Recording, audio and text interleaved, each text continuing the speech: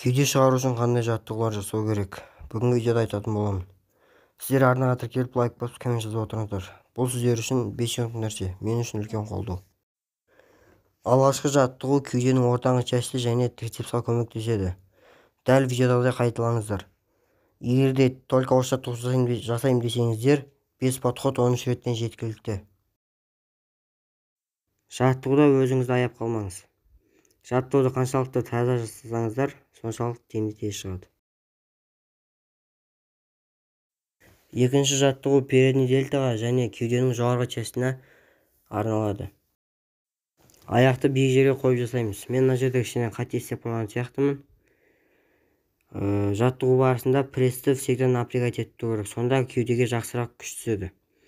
Асықпай түсеміз, тез көтерілеміз. Егер де алдыңғы алмазный отжимание екеуін қосып жасаймын десеңіздер, онда алмазныйдан 3 подход, осыдан 3 подход жасасаңыздар жетеді.